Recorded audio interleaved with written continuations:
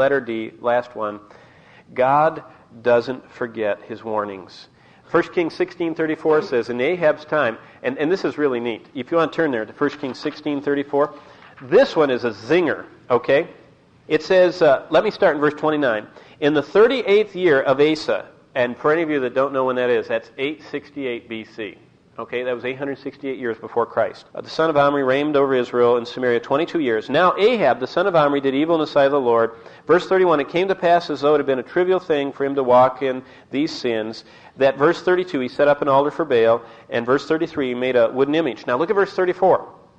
In his day, Hiel of Bethel built Jericho. Wait a minute. When did Jericho get destroyed? It was destroyed in about the year 1406 BC. That is exactly 537 years prior.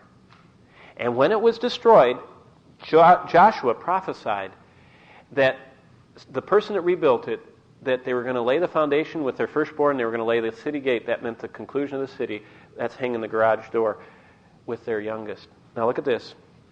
In the day Hiel of Bethel built Jericho, he laid its foundation with Abiram his firstborn, and with his youngest son Segub he set its gates, according to the word of the Lord, which he spoke through Joshua. Point number 4, God doesn't forget his warnings. Did you know that? Did you know God doesn't forget? I'm a parent, and I warn my children, I say, don't you dare do that again. I'll forget sometimes. You know, the kids remember. A lot of times I don't. In my age, hardening of the arteries or whatever it is, I forget.